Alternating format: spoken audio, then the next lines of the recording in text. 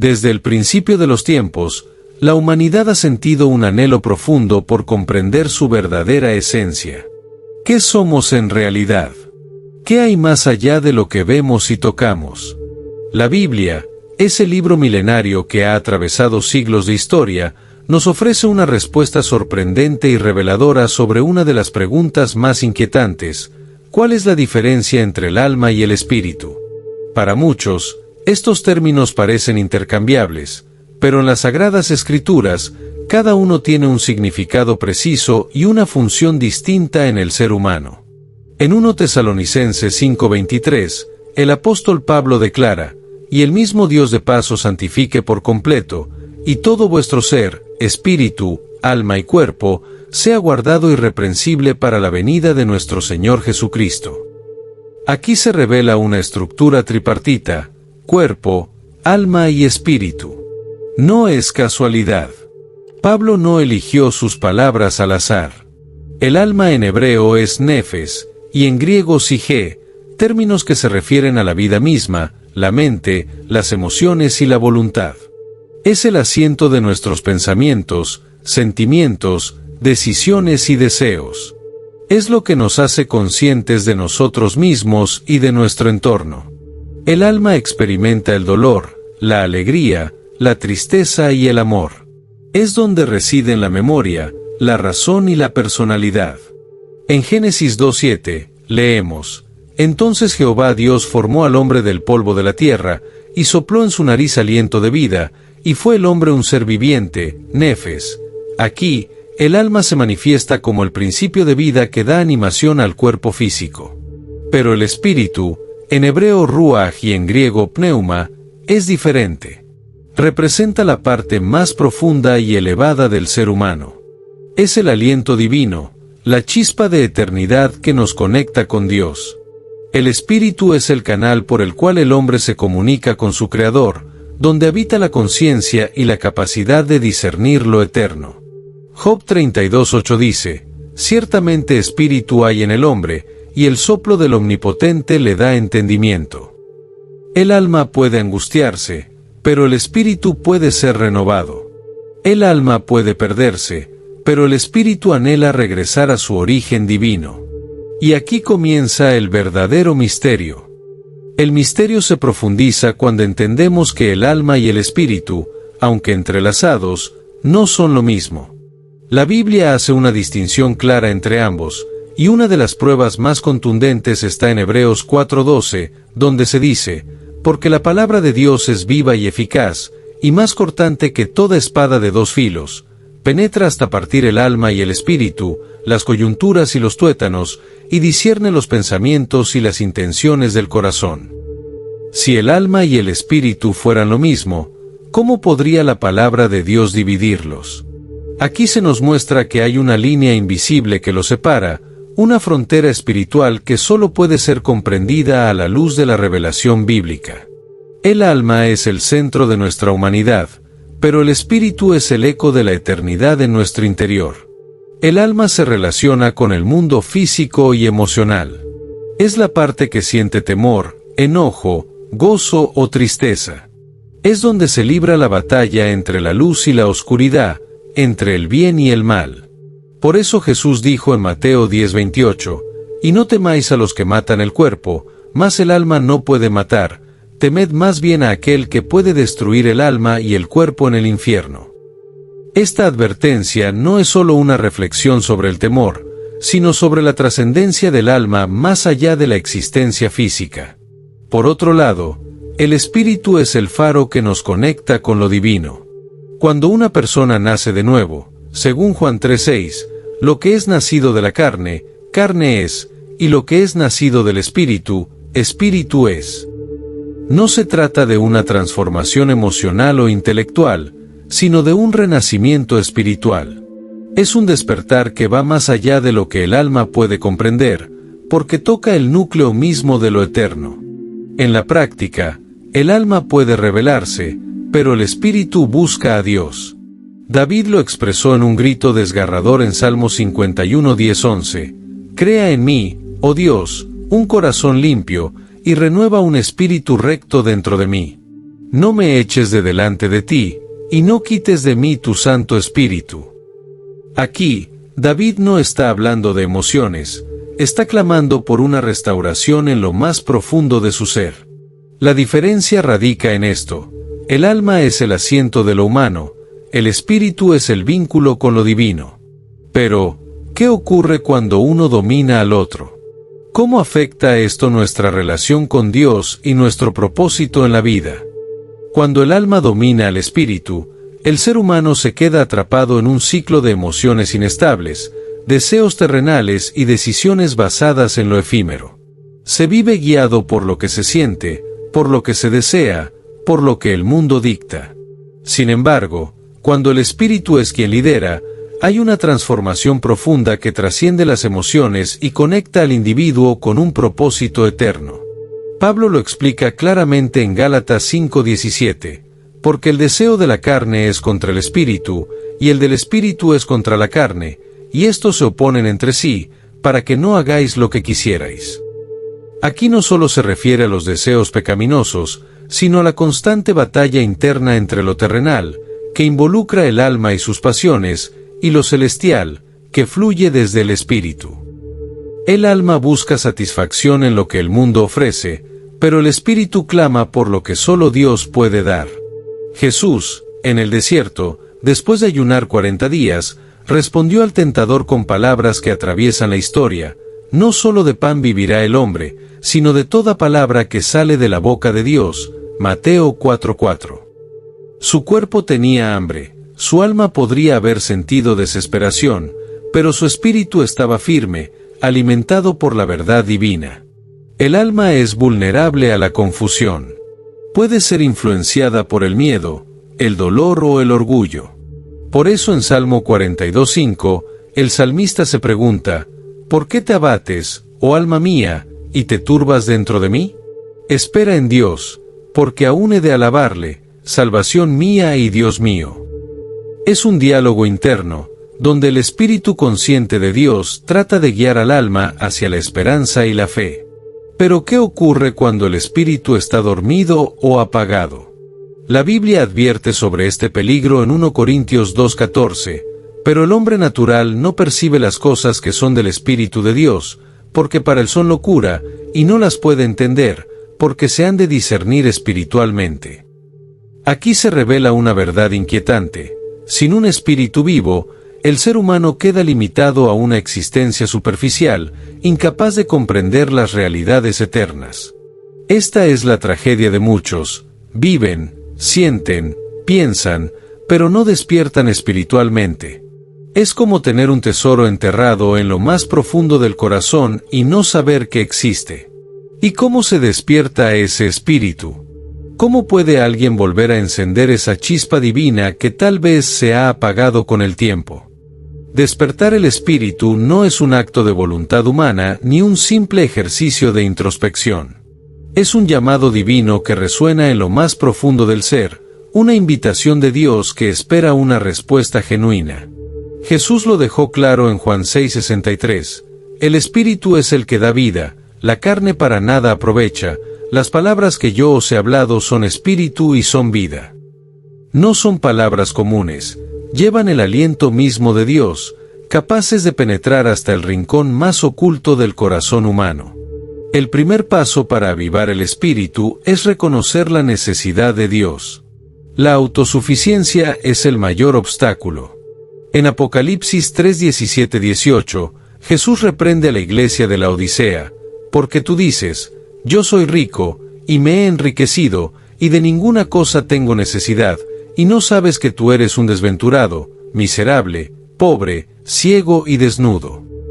Aquí no se habla solo de riqueza material, sino de una ceguera espiritual que impide ver la verdadera condición del alma.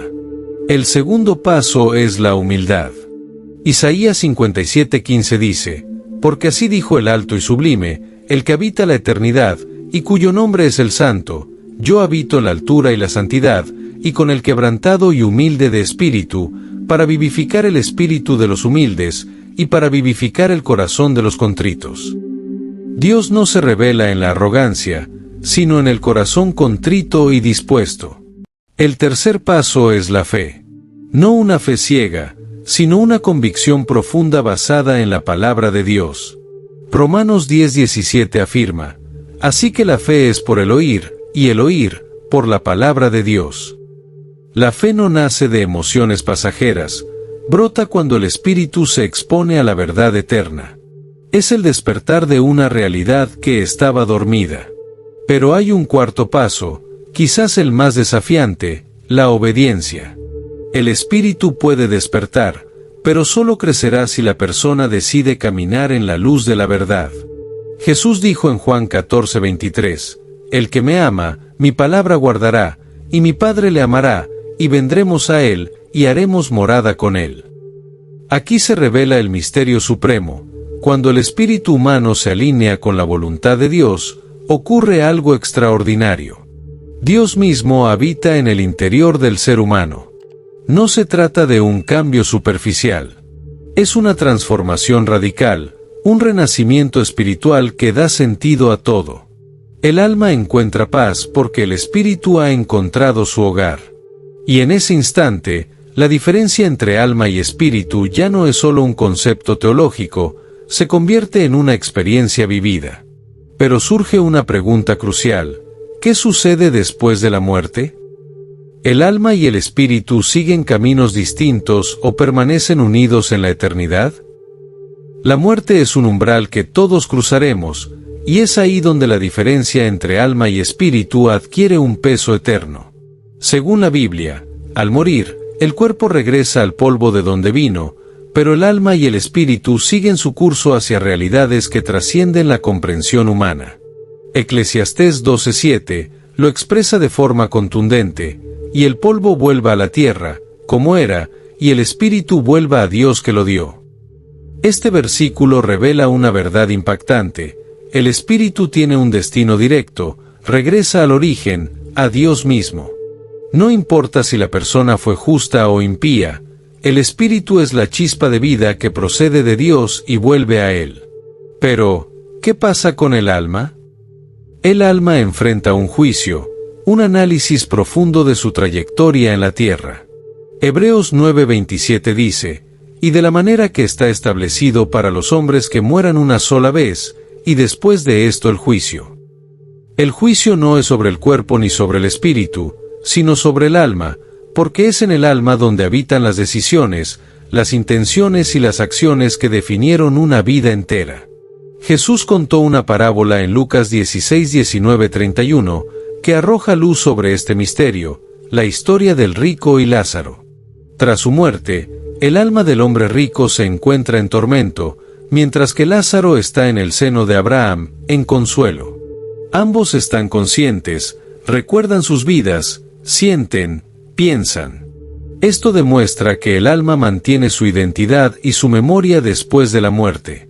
Pero hay más. Mateo 10:28 advierte: y no temáis a los que matan el cuerpo, mas el alma no puede matar, temed más bien a aquel que puede destruir el alma y el cuerpo en el infierno.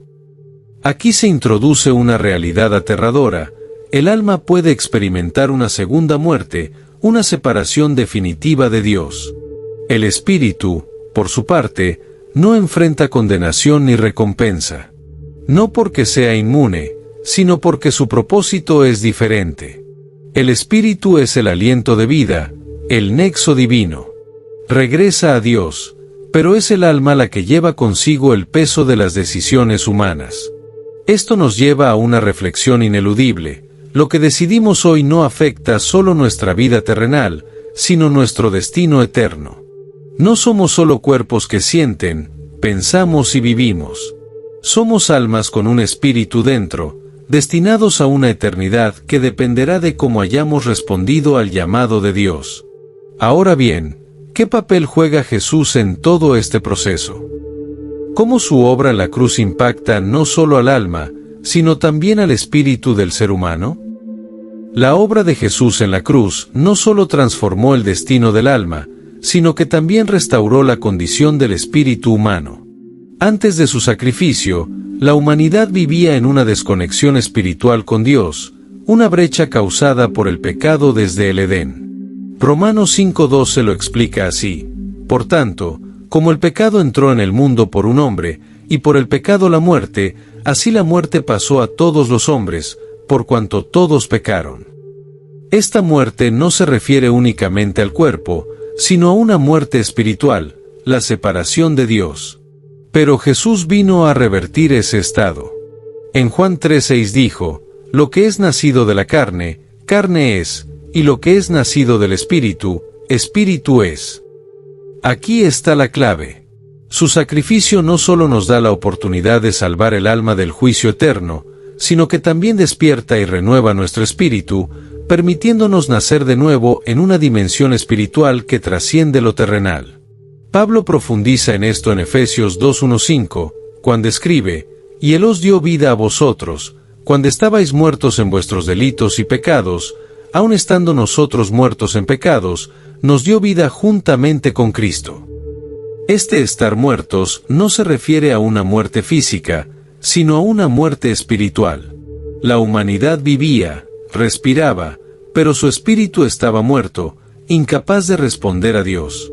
Cristo, con su muerte y resurrección, no solo pagó el precio por nuestros pecados, sino que también encendió una nueva vida espiritual en aquellos que creen en Él. Esta restauración espiritual es fundamental porque transforma el orden interno del ser humano. El alma ya no domina, arrastrada por emociones y deseos incontrolables. Ahora, el espíritu, vivificado por el Espíritu Santo, toma el liderazgo, guiando el alma hacia la voluntad de Dios. Romanos 8:16 lo confirma. El Espíritu mismo da testimonio a nuestro espíritu de que somos hijos de Dios. Jesús no vino solo a enseñarnos a ser mejores personas, vino a darnos vida, una vida que comienza en el espíritu y se refleja en cada aspecto del alma y el cuerpo. Por eso dijo en Juan 10:10, yo he venido para que tengan vida, y para que la tengan en abundancia. No es una vida basada en circunstancias externas, sino una abundancia que brota desde el interior, desde un espíritu reconciliado con su Creador. Esta es la esencia del Evangelio. No se trata solo de salvarnos del infierno, sino de restaurar nuestra verdadera identidad como seres espirituales creados para reflejar la gloria de Dios. Sin embargo, esto nos deja con una última pregunta crucial. ¿Cómo afecta esta comprensión de alma y espíritu nuestra vida diaria aquí y ahora? La comprensión de la diferencia entre alma y espíritu no es un tema meramente teológico o académico. Esta revelación tiene un impacto profundo en nuestra vida diaria, porque al entender quiénes somos realmente, podemos vivir conforme al propósito eterno que Dios tiene para nosotros. En primer lugar, al reconocer que somos seres compuestos de alma y espíritu, comprendemos que nuestra vida no se limita a lo que vemos o sentimos en el plano físico. Cada decisión, cada palabra, cada acción, no solo afecta nuestra carne, sino también el alma y el espíritu.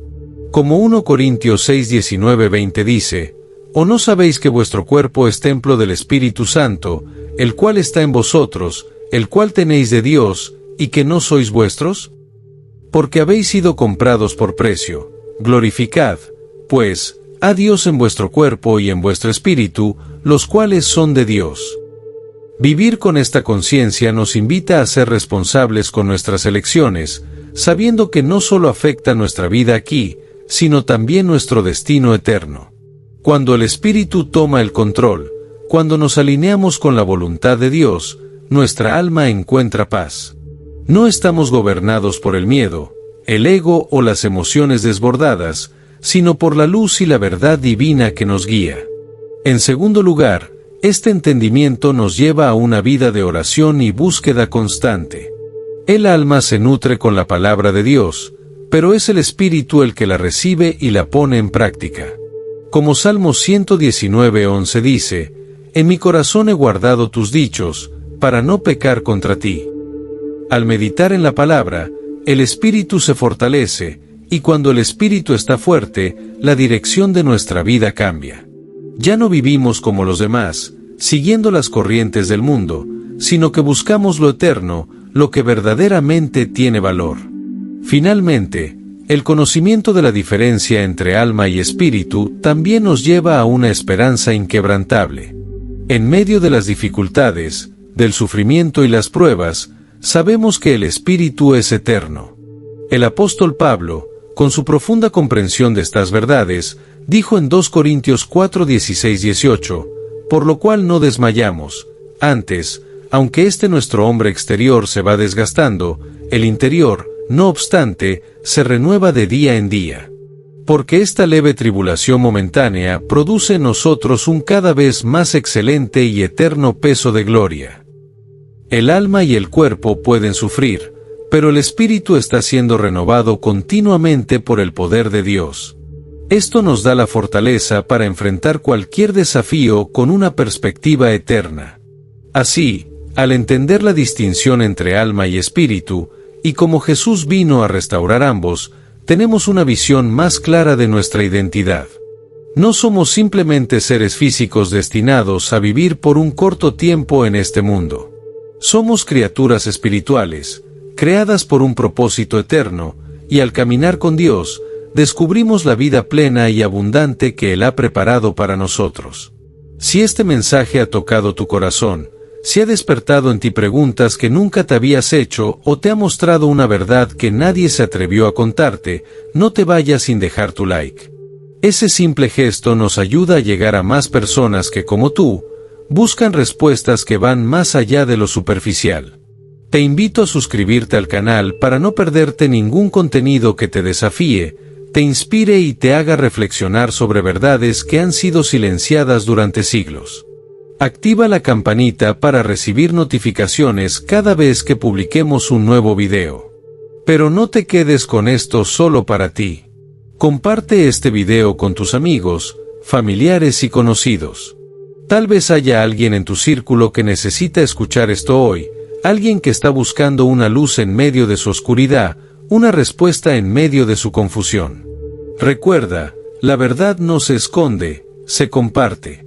Ayúdanos a que más personas descubran estas verdades olvidadas. Nos vemos en el próximo video, donde seguiremos desentrañando los misterios que muchos prefieren callar. Gracias por ser parte de esta comunidad.